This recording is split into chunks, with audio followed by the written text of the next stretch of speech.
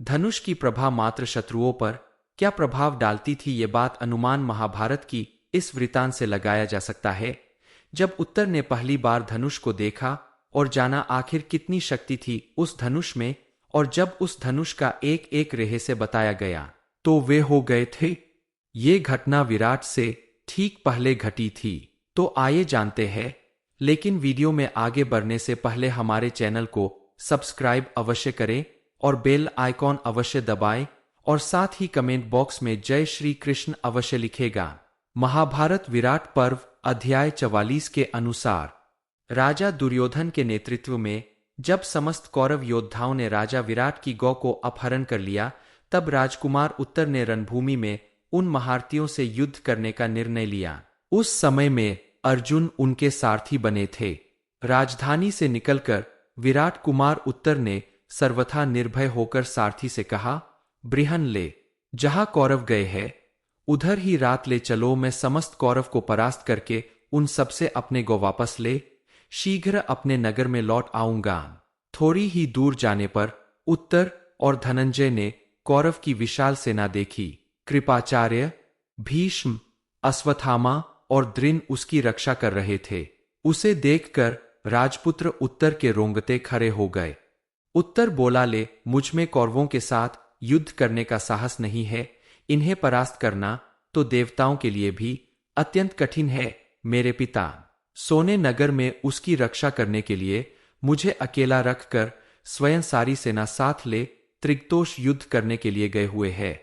मेरे पास यहां कोई सैनिक नहीं है। मैं अकेला बालक हूं और मैंने अस्त्र विद्या में अभी कठिन परिश्रम भी नहीं किया है। गौरवों का सामना मैं नहीं कर सकूंगा। आता तुम रथ लेकर लौट चलो।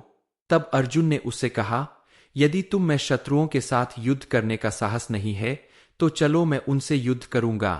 तुम मेरे घोड़ों की बागडोर संभाल लो।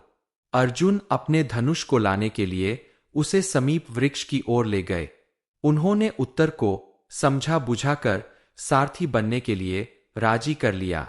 उस समीप वृक्ष के समीप पहुंचकर अर्जुन ने उसे कहा, उत्तर, मेरी आज्ञा से तुम शीघ्र उस वृक्ष पर चढ़कर वहां रखे हुए धनुष को उतारो, क्योंकि तुम्हारे ये धनुष मेरे बाहुबल को नहीं सह सकते हैं। तुम्हारे ये सभी अस्त्र शस्त्र अत्यंत छोटे और कोमल है, इसलिए तुम इस समय वृक्ष पर शीघ्र ही चढ़ जाओ।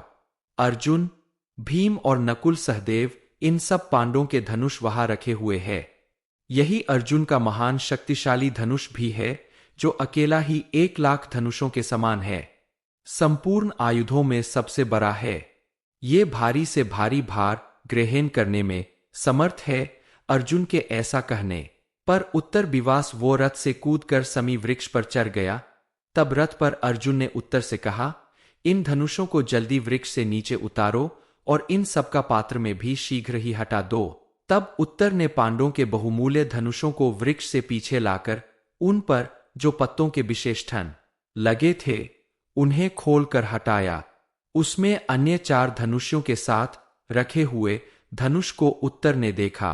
उन धनुषों के रूप को देखकर वे क्षण भर में भय से बिगिन हो गया। तदंतर उत्तर ने अर्जुन से उन सभी धनुषों के बारे में एक एक करके पूछा और अन्य वस्त्रों के बारे में भी प्रश्न किए। तब में अर्जुन बोले, ये अर्जुन का विश्व विख्यात धनुष है, जो शत्रुओं के सेना के लिए काल रूप है। ये सब आयुधों में विशाल है। इसमें सब वो सोना पड़ा है। ये अकेला ही 1,00,000 धनुषों की बराबरी करने वाला तथा अपने राष्ट्रों को बदलने वाला है। पितापुत्र अर्जुन के द्वारा युद्ध में मनुष्य तथा देवताओं पर विजय पाते आ रहे हैं। धनुष मूल्यतः ब्रह्मा जी का धनुष है। ब्रह्मा जी से धनुष भगवान शिव को मिला और उनके पास ये धनुष 1000 वर्षों तक रहा। उसके बाद ये धनुष प्रजापति को मिला। प्रजापति के बाद ये धनुष शक्र और शक्र के बाद ये धनुष सोमदेव को मिला और सोमदेव के बाद इसका संचालन वरुण देव ने किया। वरुण देव के बाद ये धनुष अर्जुन को प्राप्त हुआ। धनुष खांडो वन से पहले अर्जुन को अग्निदेव के कहने पर अर्जुन देव ने प्रदान किया था और इसकी धनुष को धारण कर ही उधारी कहला। गांधी धनुष की 100 से अधिक प्रत्यंचाई थी और इसके 2 वक्र थी। साधारण पुरुषों का इस धनुष को उठा पाना भी असंभव था। इसकी प्रत्यंचा की टंकार से भयंकर होती थी, जिससे शत्रु भयभीत हो जाते थे। आगे अर्जुन उत्तर से कहते हैं, ये जो चूरे के समान मजबूत और चमकीले बाण है, ये सब अर्जुन के ही है। ये युद्ध में तेज से प्रकाशित होकर बड़ी तेज से शत्रु पर आघात करते हैं। जिसके प्रति भाग में बेटकी का चित्र है और जिसका मुख्य भाग में के मुख का समान बना हुआ है। ये विशाल खरक अर्जुन का है। उत्तर ने पूछा, ले जिन कुंती पुत्रों का स्वर्ण भूषित सुंदर इतने प्रकाशित हो रहे हैं, पिता पुत्र अर्जुन युधिष्ठिर, नकुल सहदेव और पांडव पुत्र भीमसेन अब कहा है? पंचाल देश का राज कुमारी द्रौपदी हुए कहा है? अर्जुन ने कहा, राजकुमार, मैं ही पितापुत्र अर्जुन हूं। राजा की सभा में माननीय सदस्य कंक ही है। बल्लभ भीमसेन है, जो तुम्हारे पिता के भोजनालय में रसोइये का काम करते हैं। अशोक की देखभाल करने वाले नकुल है और गौशाला के अध्यक्ष नकुल है को ही द्रौपदी समझो। उत्तर बोला, मैंने पहले से जो अर्जुन के 10 नाम सुन रखे हैं, उन्हें यदि तुम बता दो तो मैं तुम्हें तुम्हारी सारी बातों पर विश्वास कर सकता हूं। अर्जुन ने कहा, विराट पुत्र, मेरे जो 10 नाम है उनका वर्णन करता हूं, सुनो। मेरा नाम यह है अर्जुन, फाल्गुन, विष्णु, कृति, श्वेतो, आहार, विजय, कृष्णा, सब्यसाची और धनंजय है। तंत्र बिराज पुत्र। उत्तर ने निकट जाकर अर्जुन के चरणों में प्रणाम किया और बोला, मेरा नाम भूमन जय तथा उत्तर भी है।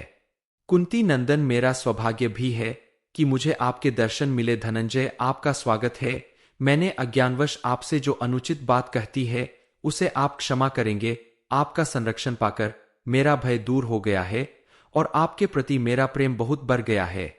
पार्थ, मैं आपका दास हूंगा। आप मेरी और कृपया पूर्ण दृष्टि से देखे। मैंने आपके साथी का कार्य करने के लिए पहले जो प्रतिज्ञा की थी उसके लिए अब मेरा मन स्वस्थ हो गया है।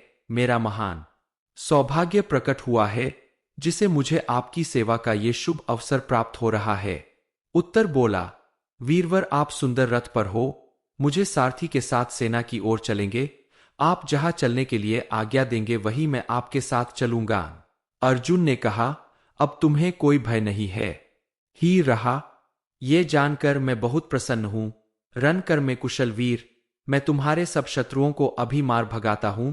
महाबहू, तुम स्वस्थ चित्त और निश्चिंत हो जाओ और इस संग्राम में मुझे शत्रुओं के साथ युद्ध तथा अत्यंत प्रकर्म करते देखो। मेरे इन सभी तरकुशों को शीघ्र रथ पर बांध दो और एक स्वर्ण भूषित घरक भी ले आओ।